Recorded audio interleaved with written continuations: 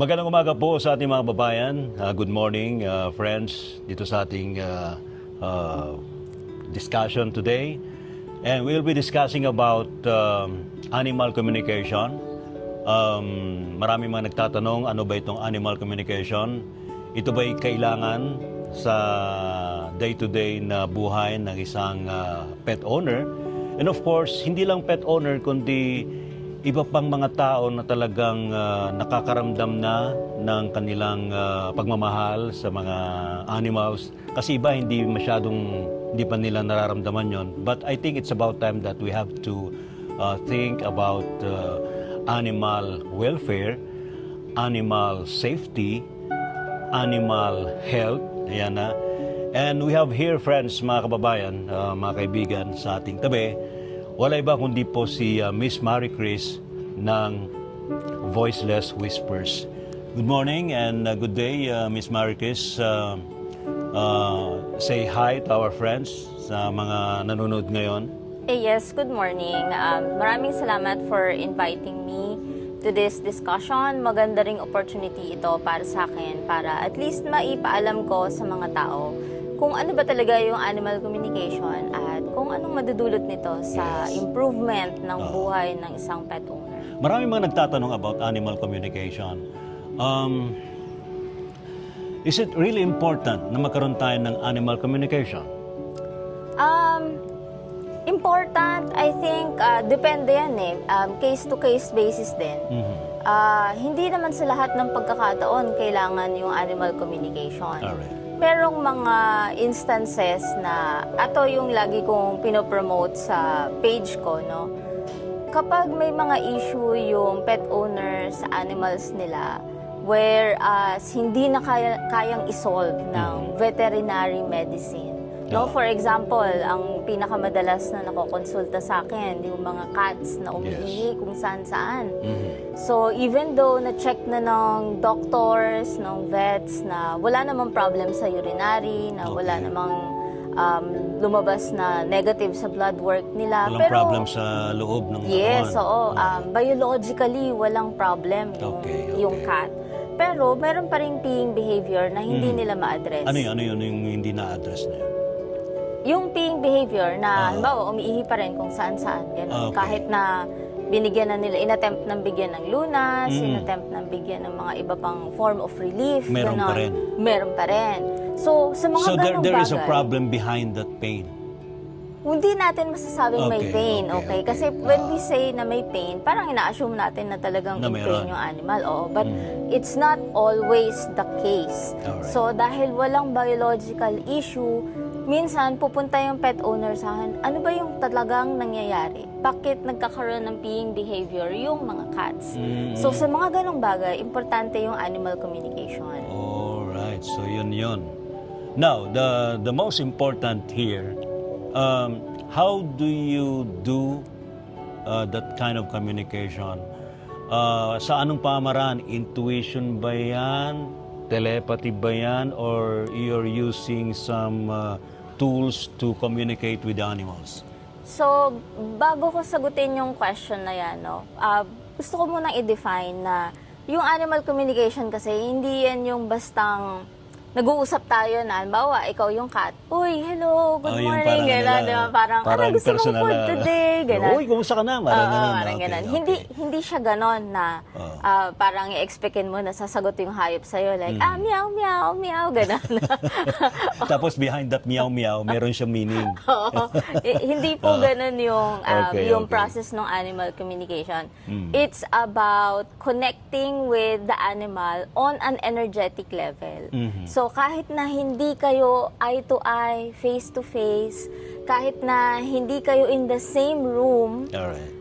kahit na walang response yung animal na audible, like a bark or a quack or a meow, ganon, the animal communication can happen energetically. So meaning, when you say energetically, yun yung energy na pwedeng mong maramdaman from the animal. Yes. And also yung energy mo na na-share mo dun sa animal. Yes. Alright. So, dahil energetic siya, the communication doesn't happen ng audible. Walang Okay. words Mhm. that's happening while I'm talking to the animal. So, hindi siya sound, hindi siya verbal. Okay. Also, dahil energetic siya, pwede niyang ma-communicate kung ano yung nararamdaman niya sa katawan niya. Mm. So, the communication involves a lot of psychic abilities, clairvoyance, meaning nakikita ko kung ano yung gustong ipakita sa akin ng animal. Talaga? Oo. Kita So, mo yun? nalalaman ko kung anong nararamdaman niya sa katawan niya kasi that's Okay. one way they can communicate how they feel or what's painful inside their body. Mhm. I can also hear the sound of the true sound of their voice. Mm. So, kasi clairaudient din ako. So, I Di can ba ano lang hear. yun? Parang you just interpret yung voice nila on your own? O talagang meron silang signature of voice? Meron silang sariling signature. Okay. Usually, what I pick up from them Mhm. is how they see themselves, yung how they project their Yun, personality. how they project, Oo, yes. how they project their personality. So, Okay. kung minsan cheerful yung animal, medyo ano siya, excited, masaya, makulit. When I talk to them, energetically, mabubuo ko yung image ng animal Mhm. and they can show me kung ano yung mga personalities nila. Some are shy. Oh. Like, papasok sila dun Talaga? sa Interesting, ah. yes! Papasok sila sa space Oh. and minsan hindi sila sure kung gusto nila akong kausapin. Okay, Ganon. Kasi okay. they're too shy. Meron namang iba, madaldal. Meron Madaldal? namang, meron Wow. namang iba. On the Cute. opposite side of the spectrum, ayaw magsalita. So, iba-iba din Talaga? sila ng May mga personality talaga sila, no? Yes, very Which much. is hindi nire-recognize nung karamihan, pero with you as an animal communicator, nakikita nyo yon. Yes, oo. Okay. Oo, nalalaman namin even if Mhm. hindi i-describe nung pet parent kung ano yung ugali nung animal nila, napipick up pa rin siya dun sa animal communication session. Oh, see. Anyway, dun sa sinasabi mong you can see yung kanilang expression, nakikita mo ba sila nakangiti rin? Oo. Nakatawa? Although hindi ganun ka-often sa animals, there are ways that they can show me they are happy. So, Okay. minsan mararamdaman ko yung, Yes, yung yes. excitedness, yung We happiness, understand. ganon, contentment, yan. Alright, now, maraming mga nagtatanong dahil sa ilan lang yung mga animal communicator, no? Yung mga tinatawag na pet psychic. Kahit ba sino pwedeng matuto rito? Meaning, kailangan bang maging psychic din yung isang pet owner? That's a very good question. Oo. Ang pinaka marirecommend ko dyan, number one, oo, lahat talaga tayo. Meron tayong innate. So, pag sinabi nating innate, natural yon sa atin lahat, bilang tao. Innate sa atin na maging connected sa mga animals. Kaya nga tayo, unang-una, kaya tayo pet lover. Kasi we are able to tune in sa energy ng animals. Some people are not pet lovers. Kaya I think sila yung medyo on the lower end ng Okay. possible na maging animal communicator. But because you're watching this, I'm pretty sure na pet lover ka. So pet lovers have more inclination to connect with animals. Therefore, yes, it is possible. Pero yung question kung kailangan psychic ka, eventually you will develop it. I would suggest communicating first with your animal, learning that part. Some animal communicators stop there kasi gusto lang nila na yung sarili lang nilang pets yung kausap nila. Alright, so yan. Anyway, so ito, may mga question lang dito. How is it different from animal training or animal behavior studies? Yes, that's a very good question. Yes, ano yung paano yan? Oo. So, yung animal behaviorist, sila yung mga tinatawag natin na whisperer. So, kaming mga animal communicator, minsan tinatawag din kaming mga pet whisperer, pero hindi kasi ganun yung basis ng communication namin. The pet whisperers or yung mga tinatawag nating animal behaviorist, no, scientific term, pinag-aaralan nila Yung behavior. galaw, yung pattern. I see, oh. Yes. So, halimbawa, Halimbawa, ano ang mga natural instincts ng isang female tiger in the wild? 'Di ba? Iba yung characteristic nila kapag sila ay nagdadalang buhay sa sinapupunan. Iba din yung characteristic nila kapag senior na sila. 'Di ba? So, yung different genders of an animal, the location of their habitat, the lifespan, at saka yung age nila, pinag-aaralan ng behaviorist yan. So, mapipredict ng isang behaviorist kung ano yung magiging action ng animal na ito. Pero mas mas scientific ang approach Scientific nito. to, Yes, oo. yes. So, and it's more on visual. yes, oo. Visual siya. Sila yung mga Okay. nag-ooperate usually sa mga clinics or they have their own space to do their So tingin pa rin nila they can profile laboratories, yung isang ganyan. animal kung may problem. Oo, profiling is the right word, no? Yes. Oo, pero they are not able to answer kung halimbawa sa case ng isang domesticated cat, 'di ba? If all of the laboratory works are okay, pero meron pa rin siyang issue, hindi nila kayang sagutin 'yon. Alright. They will make suggestions, pero when you have exhausted that suggestion list at hindi pa rin okay yung animal mo, kami pa rin ang last end ng Talaga? solution. Yes, Kayo kasi yung pinaka last resort. yes, kasi we can talk to animals. Kasi the overall way, yung approach niyo, holistic Holistic, approach. yes. That's Oo. holistic approach. although ako personally, I always tell my clients na kung may issue, napacheck nyo na ba? First, you need to see your vet for a laboratory, Tama, ganyan, tama. for check-ups, ganon. If the vet does not confirm na may sakit siya, and it's really still happening yung behavior na yun, and then, you should come to me. Oh. So, yun yung difference with the animal behaviorist. Pero meron pang isa, Meron pang isa. animal trainer. Oh, ayaw nga no. Oo. Yung lalo na yung mga bump sniffing dogs. Yan. Mga animal trainer 'yon. Trained sila. Train sila. Oo, trained to do that. sila to do Oo. that, yes. Okay. So, sa kanila naman, So iba what din is the yung- difference? Animal behaviorist, communicator, and trainer. Si trainer, sila yung usual yung mga trainers sa mga dogs, no? Kasi some dogs don't act properly in a public setting. Okay. So that's why nangangailangan sila ng trainer is para ma-reinforce yung dog na this is the normal thing to do kapag may ganitong tao, pag may nasa ganitong lugar, mga ganon. So yun yung purpose ng trainer. They don't necessarily talk to the animal in the way that a behaviorist and an animal communicator will do, pero they teach animals to respond to different triggers and different... Yun. Yes, Yun. oo. So to any movement of a person, doon sila magre-respond. Oo. So, ganon. Yun yung trabaho para Yes. para lang siyang ini-embed mo yun sa memory nung let's say dog. Ganitong gagawin mo kapag may nakita kang ganon. Okay. For example, yung dog nila, pag nakakakita ng kulay pula, for example, nagwawala. Di ba?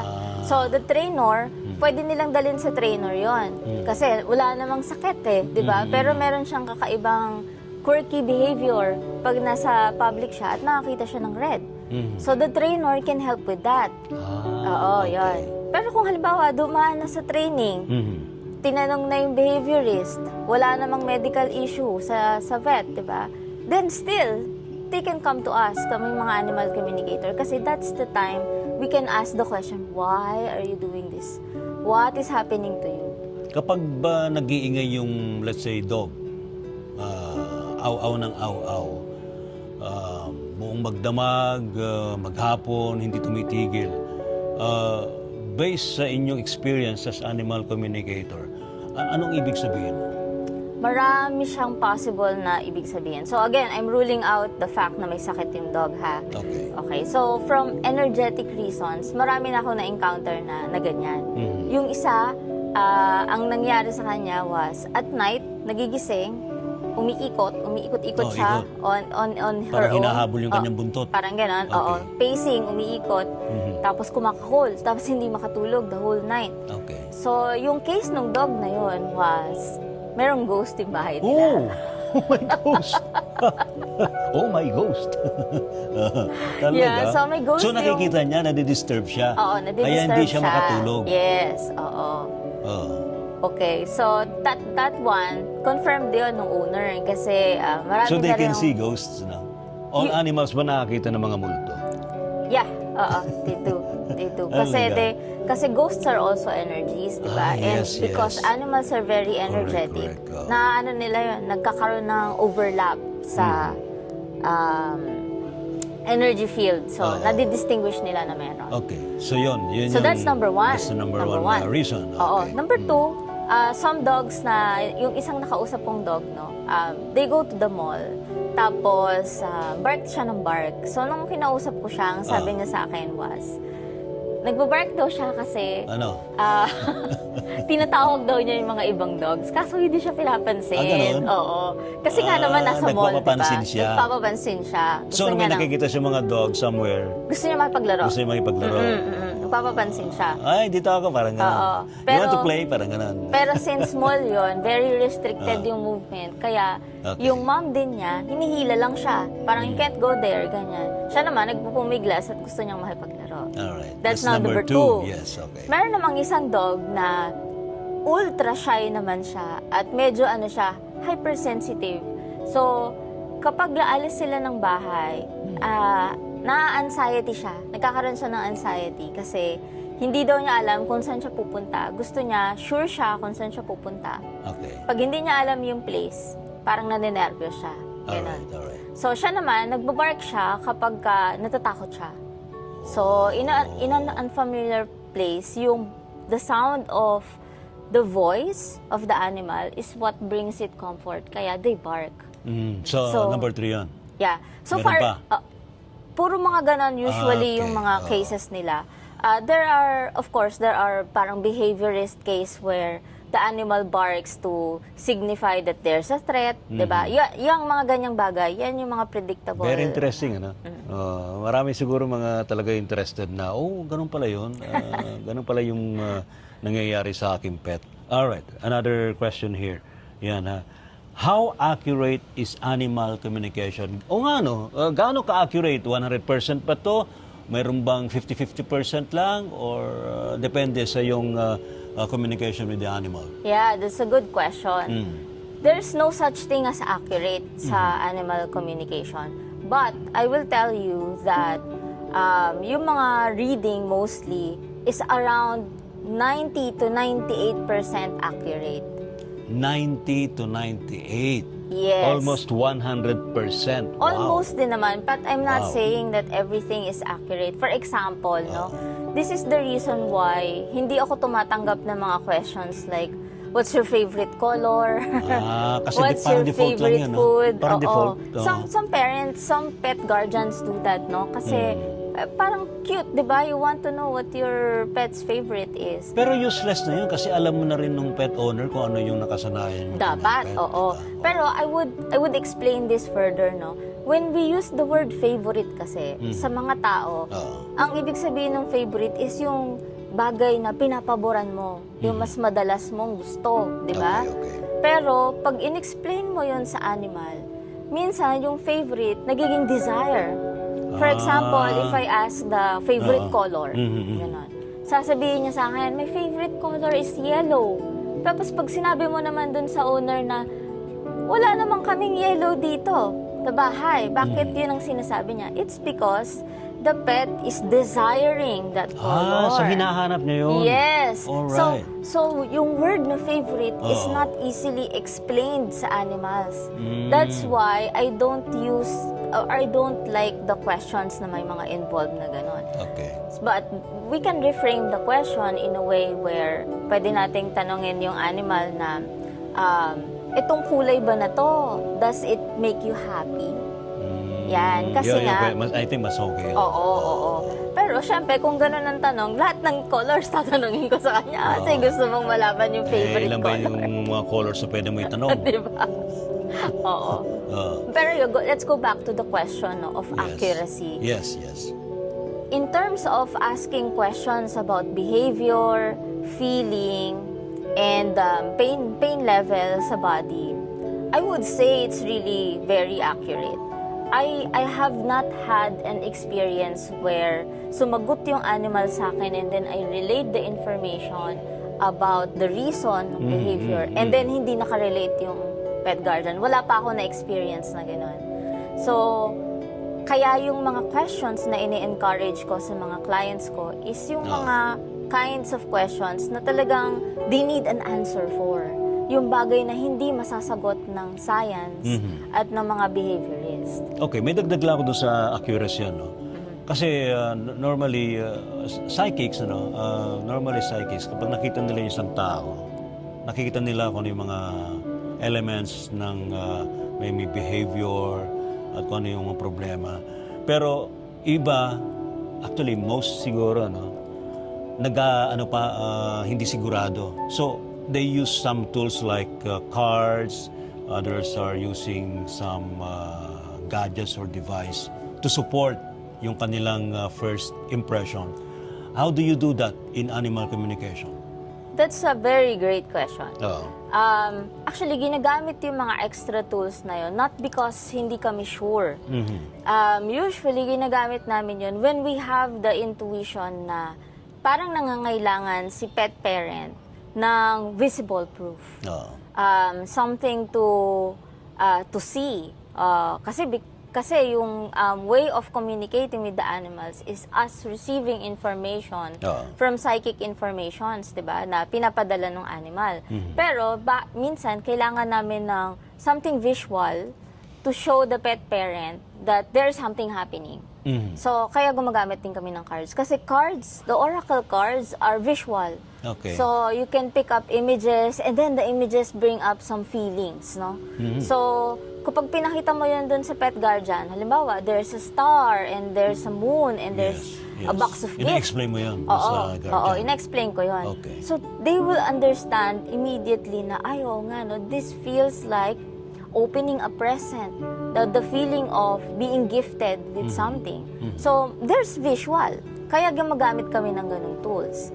Alright. Yeah. So, visual, at least nakikita rin nung Nakikita rin, oo. Kumbaga, even if we say na parang, this is happy, this is promoting a feeling of surprise or genuine gifting, ganyan. Wala silang way to hold on to that idea versus seeing it, mas makakarelate sila. Pero of course, when you do the animal communication, you receive some telepathic messages, Yes, no? oo. Then how do you explain that to the owner? Yeah, that's a good question. Oo. When I do my reading, no, I will connect with the animal psychically. So, my readings are remote. So, kahit nasa ang lupalop ka ng Pilipinas, kaya kong kumonek sa animal mo. Oo? Talaga? Oo, basta Kahit ang nasa kailangan ibang ko bansa? lang. Yes. Ha? Wow. Yes, oo. So, limitless din, ha? Wala beyond boundaries pa rin. Oo, limitless din siya actually. Pero I would like to correct that word. The limit is the approval of the animal. So, pag pag halimbawa ikaw yung pet parent, yes, I and understand that. hindi mo sinabi dun sa pet mo na ipapakausap mo siya. Wala siyang sasabihin. Oo, minsan, Little dog or any minsan feeling, wala hindi siyang makikipag-usap yan. Oo. So, pagka ganun yung nangyari, binabalik ko lang yung payment So, ni pet first, guardian. you have to ask permission muna doon sa pet owner. Pet owner. Pero usually naman yung pet owner yung nagbubook. So, Yes. oo. With that, kapag nag-book na meron ng May permission na yan. Oo. Pag I nag-book see. na. Pero what if very, very, very sensitive yung information? Kailan mo pa ba humingi ng permission sa pet owner or yun na lang sa animal? What do you mean by sensitive? Halimbawa, may itinatago yung animal sa kanyang pet owner. Paano ma-access yun yung information na yun? Usually animals don't lie. I've never come across an animal na nagsinungaling. Okay. Pero tama yung sinabi mo na minsan may withhold silang information. Yes, that's it. I've had one reading. Sabi niya parang ano yun, I can't remember yung exact na ano nila, pero the pet guardian was asking about their secret word. Their secret word. Okay. May napipick up akong feeling, but I don't hear a word. Sinabi ko yun dun sa guardian na wala akong napick up na ganyan. I'm always honest, no, when whatever I see or hear. Pero you pick up a word? No, wala akong napick up na word. Walang word. Oo, Okay. pero may napick up akong feeling. Pero, it boils down to, of course, alam ng animal na secret yun. So parang, ayaw din niya sabihin sa akin kasi nga secret siya, di ba? So the animal is just keeping its loyalty dun sa pet guardian. Pero in terms of important information, halimbawa with regards to their health, ganyan, they always give the information kasi alam nila that the pet guardian is very worried for their safety and health. Yes. Kaya they will give that information freely. Pero so far, wala naman yung parang sobrang sensitive, ganun. Alright, so na mga kaibigan, friends, our discussion with an animal communicator, si Miss Maricris of Voiceless Whispers. So, ano ang advice mo sa mga pet owner? Iba kasi nag-aalangan pa, no? Although yung iba talagang they can see something different in animal communication. Any statement para naman to maybe not to convince, no, pero to tell the public na you're here. So, paano na-access ang tulad ni Miss Maricris of Voiceless Whispers? Ako, you can find me online. So, sa Facebook, you can find my page, The Voiceless Whispers. Yun yung pinaka-URL, the.voiceless.whispers. Or search nyo lang Voiceless Whispers. It's the same logo as my shirt. Yes. Yung may moon, tas may animal sa taas. Oo. So, you can reach out to me. I also have a WhatsApp number kung ayaw nyo ng messenger. Okay. So, you can ask me questions there. Meron din link dun sa page ko where kung unfamiliar kayo at may mga iba pa kayong basic questions, merong link to start here para makita nyo kung ano yung mga klase ng tanong na pwede nating masagot. Yes. Ano yung mga do's and don'ts. At saka kung hindi kayo ganun ka-sure, meron ding mga reviews dun sa page ko. And Kompleto, also dun sa, Wow. yes, dun sa booking page ko, Uh-huh. you can see the testimonials of other clients na mga natulungan ko na rin sila at talagang masayang-masaya sila dun sa information na naibigay ko from their animals. Ayan. And from time to time, mga kababayan and friends, si Miss Maricris nag-appear sa ating program, our weekly program sa DZRH, Gabi ng Misteryo, 10 to 11 p.m. tuwing Sabado. So, she can also share her knowledge in other areas of psychic abilities. Ayan. Thank you so much, Ms. Maricris. And again, sa ating mga kababayan, kung meron kayong problem sa inyong mga animals, please approach an animal communicator like Ms. Maricris. Thank you so much. Okay, siguro as a parting word na lang din, if ever hindi kayo yung pet guardian tapos gusto nyo Ay, oo magparid, nga, no? Oo. Pwede yun. pwede yun, but you have to ask permission from the owner. Ayun. So, naka-experience na po kasi ako na talaga? gusto daw niyang i-gift. Doon sa owner? Doon sa owner, oo. that's I-gift it. daw niya yung reading Pwede para pala doon yun. sa owner. Oo. Pwede po yun, pero make sure na nagpaalam po kayo doon sa owner. Eh, paano yun kung gusto mo i-surprise yung pet owner? Sorry, Pwede it ba does not magpaalam? work like that. Actually, pwede namin gawin yon out of the blue, no?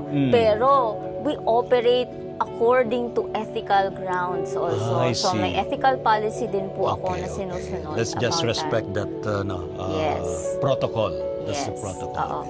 And then also, one thing na hindi natin napag-usapan is, I can also talk to pets in the Rainbow Bridge. Pero, we can reserve that. Pero sa ibang ano na yun. Oo, we can reserve ibang that episode na natin. communication, Alright. discussion sa susunod nating episode. So sa susunod na episode, we will discuss about Rainbow Bridge naman and Rainbow Bridge pets. Ayan. Salamat si Miss Marquez, mga kaibigan ng Voiceless Whispers. Thank you so much for tuning in. Maraming salamat sa mga nagpadala ng tanong. At kung meron pa kayong mga ibang katanungan, feel free to leave them below sa video na to and I will be sure to get back to you as soon as I can. Maraming salamat sa mga fans ng Voiceless Whispers at ng Gabi ng Misteryo. And sa susunod, magkita-kita tayo ulit. Bye-bye! This is Ray Sibayan of DZRH Gabi ng Misteryo, 10 to 11 p.m. Tuwing Sabado. Wala nga absent, ha? See you all.